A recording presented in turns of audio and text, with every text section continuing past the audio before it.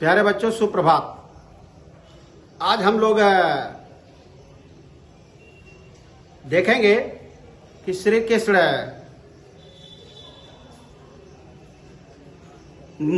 मुरली से बहुत प्रेम करते हैं। गोपिकाओं को मुरली से बड़ा कष्ट है, बड़ा क्षोभ है, बड़ा दुख है। ऐसा क्यों? ऐसा इसलिए कि श्री कृष्ण गोपिकाओं से प्रेम करते थे, लेकिन अब वो बांसुरी के बस में हो गए हैं।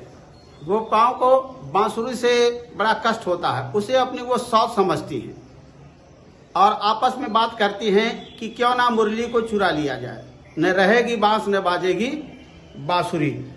आपस में बात करती हैं कि इस बांसुरी ने श्री कृष्ण को अपने बस में कर लिया है। रात दिन सोते जगते 24 आवर 24 घंटा ये बांसुरी श्री कृष्ण को अपने बस में किए रहती है। श्री कृष्ण कभी इसे कमर में खोस लेते हैं, कभी होठों पर रख लेते हैं, यहां तक कि इस बांसुरी ने श्री कृष्ण के अंग अंग को अपने बस में कर लिया है। पता नहीं किस तरह से इस बांसुरी ने श्री कृष्ण को अपने बस में कर लिया है। तो ऐसा है कि जब श्री कृष्ण बांसुरी के ही बस में हो गए हैं, हम लोगों को नहीं चाहते तो बांसुरी को चुरा लिया जाए, न बांसुरी रहेगी न वो बांसुरी की बस में होंगे। क्या आपस में बात करती हैं, देखेंगे। सखीरी गोपिकाएं आपस में क्या कर रही हैं? सखीरी मुरली ली जय चोरी, जिन गोपाल कीन्हे अपने बस, प्रीति सबन की तोरी। छिनैक घर भीतर निसी बासर, धरत न कबहू छोरी। कबहू कर कबहू अधरन, कटि कबहू खोसत जोरी। ना जाने कछु मेली मोहनी, राखे अंग अंग भोरी। सूरदास प्रभु कौ मन सजनी, बांध्यो राग की डोर। सखीरी मुरली ली जय चोरी। गोपिकाएं आपस में बातें है। सखी मुरली लीजे चोर, चोर माने चुरा लिया जाए, लीजे चोर माने चुरा लिया जाए। हे सखी बांसुरी को चुरा लिया जाए। क्यों चुरा लिया जाए? जिन गोपाल कीन्हे अपने बस, जिन माने जिसने गोपाल यानी श्री कृष्ण को, कीन्हे माने कर लिया है अपने बस, जिसने श्री कृष्ण को अपने बस में कर लिया है। क्या करके? प्रीति सबनी की तोड़, सबके प्रीत को, सबके मोहब्बत को तोड़ करके जिसने श्री कृष्ण को अपने बस में कर लिया है। इस मुरली को, इस बांसुरी को क्या किया जाए? चुरा लिया जाए। छिन एक घर भीतर, एक भी क्षण घर में हो, भीतर हो, बाहर हो, रात दिन, कब धरत न कबहू छोर, कभी भी छोर यानी अपने से दूर नहीं रखते हैं। कबहू कर, कभी अपने कर में धारण कर लेते हैं। कबहू कर कबहू अधरन, कभी होठों पर रख लेते हैं। कट कबहू खोसत जोर, कभी हाथ में ले लेते हैं, कभी अधरों पर रख लेते हैं, कभी अपनी कमर में खोस लेते। खोसने का मतलब समझ रहे हैं? रख लेते हैं इस तरह से। ना जानो कछु मेल मोहनी, मोहनी माने मन को मोह लेने वाली। कौन मन को मोह लेने वाली है? बांसुरी। ये बांसुरी पता नहीं किस मेल माने ढंग से, तरह से राखे अंग अंग भोर, श्री कृष्ण के अंग अंग को अपने बस में कर लिया है। सूरदास प्रभु को मन सजनी, सूरदास जी कहते हैं प्रभु को मन सजनी। गोपिकाओं से कहलाते हैं कि किस भगवान के मन को, किस भगवान के मन को?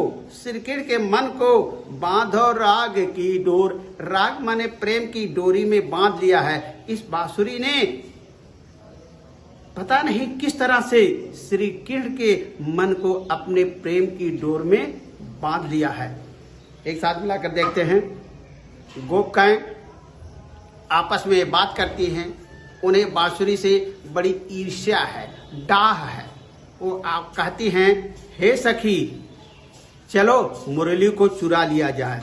जिसने श्री कृष्ण को अपने बस में कर लिया, सबके प्रेम को तोड़ करके अपने बस में कर लिया है, इस बांसुरी को चुरा लिया जाए। एक क्षण घर बाहर रात दिन कभी भी ये बांसुरी को अपने से अलग नहीं करते हैं।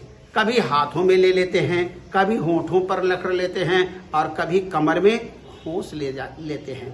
पता नहीं किस ढंग से, ना जानो कछ मोल मोहनी, किस मेल मानी किस तरह से इस मोहनी यानी बांसुरी ने श्री कृष्ण के अंग अंग को अपने बस में कर लिया है। सूरदास प्रभ को कौमन सजनी बांधो राग की डोर, इसने हे संजनी हे सखी, इसने श्री कृष्ण को अपने प्रेम की डोर में बांध लिया, अपने मोहब्बत में फंसा लिया है। तो ऐसा करें कि चलो इसे चुरा लिया जाए, न रहेगी बांस न बाजेगी बांसुरी। अब अगला आप देखेंगे, इसमें आप देखेंगे अगले के बाद पहले किया देखें कि भाषा क्या है। भाषा ब्रज भाषा है, शैली मुक्तक है, छंद गेय है और रस श्रृंगार है। आगे देखते हैं अगला वाला। श्री कृष्ण उद्धव से कहते हैं अपने मन की व्यथा को कि उन्हें ब्रज से कितना मोह है। क्या कहते हैं उनसे, उद्धव मोहि ब्रज बिसरत न, वृंदावन गोकुल बन उपमन सघन कुंज की छाही, प्रात समय माता जसुमत अर नंद देख सुख पावत, माखन रोटी दह्यो सजायो अतिहित साथ खवावत, गोपी ग्वाल बाल संग खेलत सब दिन हंसत सिरात, सूरदास धनि धनि ब्रजवासी जिन सो हित जदुतात।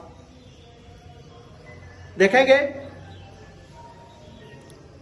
श्री कृष्ण अपने परम मित्र उद्धव जी से कहते हैं, क्यों क्या कहते हैं, क्योंकि उन्हें ब्रज की हर चीजें याद आ रही हैं, उसे वो भूल नहीं रहे। उसको ब्रज की चीजों को, बातों को याद करके बड़े व्यथित होते हैं, बड़े दुखित होते हैं। अपने मन की भावना को उद्धव जी से कहते हैं, क्या कहते हैं, उद्धव मोहि ब्रज बिसरत नाय, हे उद्धव मुझे ब्रज बिसरना नहीं माने भूलता नहीं, बिसरना माने भूलना, हे उद्धव मुझे ब्रज भूलता नहीं है। क्यों, वृंदावन गोकुल बन उपवन, वृंदावन और गोकुल के वन तथा उपवन और सघन कुंज की छाई और छोटे छोटे वृक्षों की वो छाया भूलती नहीं है। हे उद्धव वृंदावन और गोकुल के वन तथा उपवन के छोटे छोटे वृक्षों की घनी छाया मुझे भूलती नहीं है। प्रातः समय माता जसुमत, प्रातः काल होते ही माता जसोदा और नंद देख सुख पावत, और नंद जी मुझे देख करके बहुत सुखी होते थे। माखन रोटी दह्यो सजायो, माखन रोटी और सजाव दही। सजाव दही किसे कहते हैं, साहब अगर गांव वाले गांव के हैं तो जरूर जानते होंगे, शहर के भी हैं तो जरा मैं उसको समझाता हूं कि जब दूध को खूब गर्म कर दिया जाता है, गांव में तो प्राय उपला होता है, उपला या कंडी, उसके ऊपर रख करके दूध को बहुत खूब देर तक गर्म किया जाता है, यहाँ तक उसमें कुछ लालिमा आ जाती है। और जब उसे निकाल करके उसमें जावन डाल करके जमाया जाता है तो उसके ऊपर जो परत होती है, साड़ी होती है, उसी को और उसी दही को सजाव दही कहते हैं। प्राय लोग शहरों में क्या करते हैं, ऊपर के माल को सब निकाल लेते हैं, लेकिन गांव में आज भी ऊपर का जो माल होता है, या यूँ कहें कि हम सजाव होता है, मक्खन होता है, उसको निकालते नहीं, इसी को सजाव दही कहते हैं। तो क्या कहते हैं, माखन रोटी दहियो सजायो, माखन रोटी और सजाव दही अतहित साथ खवावत, अति माने अत्यंत, हित माने प्रेम के हित, खवावत बड़ी प्रेम के साथ खिलाते थे। क्या खिलाते थे, माखन रोटी सजाव दही बड़े प्रेम के साथ खिलाते थे। गोपी ग्वाल बाल संग खेलत, गोपिकाओं ग्वाल बालों के साथ खेलते, सब दिन हंसत सिरात, पूरा दिन हंसते खेलते, सिरात माने बीत जाता था। सूरदास धन धन ब्रजवासी। यहाँ सूरदास जी कहते हैं कि ब्रज के वासी धन्य हैं। क्यों धन्य हैं? जिन सो हित यदुतात, जिनके हितैषी, जिनके रक्षक यदुतात, यदुतात यानी श्री कृष्ण जिनके हितैषी हैं, ऐसे ब्रज के लोग धन्य हैं। एक साथ देखेंगे। श्री कृष्ण अपने परम मित्र उद्धव जी से ब्रज की याद करके, उन्हें ब्रज की जो बातें हैं उन्हें याद करके बड़े दुखी हो तो कहते हैं, क्या कहते हैं? हे उद्धव, मुझे ब्रज भूलता नहीं है। वृंदावन और गोकुल के वन उपवन तथा सघन कुंजों की छाया मुझे भूलती नहीं है। प्रातःकाल होते ही माता यशोदा और नंद जी मुझे देख करके सुखी होते थे। माखन रोटी और सजाव दही बड़े प्रेम के साथ खिलाते थे। गोपियों ग्वाल बालों के संग खेलते समय खेलते खेलते सारा दिन बीत जाता था। अब यहाँ सूरदास जी कहते हैं ब्रज के वे लोग धन्य हैं, ब्रज के वासी धन्य हैं, जिनके हितैषी, जिनके रक्षक कौन है? भगवान श्री कृष्ण है। ऐसे ब्रज के लोग बड़े भाग्यशाली हैं। देखेंगे अगला पद है,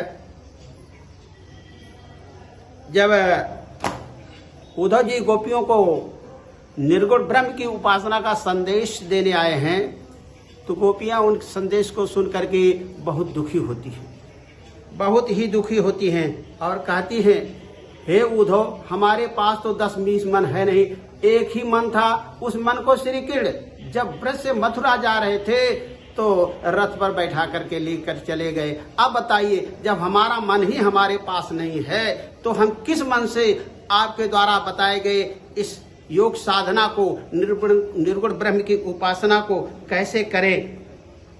श्री कृष्ण के बिना हमारी इंद्रियां शिथिल हो गई हैं। हमारी तो वही दशा हो गई है कि जिस प्रकार से सिर के बिना शरीर हो जाती है, वैसे ही हमारी दशा होगी। हम तो जीवित इसलिए हैं कि उन्होंने कहा था कि मैं आऊंगा, और उनके आने की आशा में ही हम लोग जीवित हैं।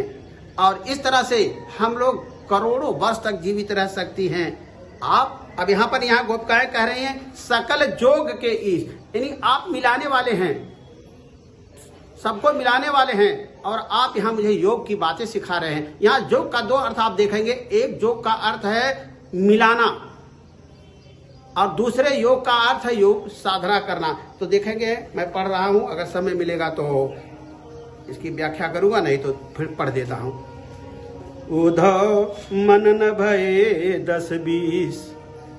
गोपिकाएं किससे कह रही हैं? उद्धव से कह रही हैं। कब कह रहे हैं? जब उनको निर्गुण ब्रह्म की उपासना का संदेश देते हैं। उनकी बातों को सुन करके गोपिकाएं कहती हैं, उद्धव मन न भये 10-20, एक हु तो सो गयो श्याम संग को अवराधे ईश।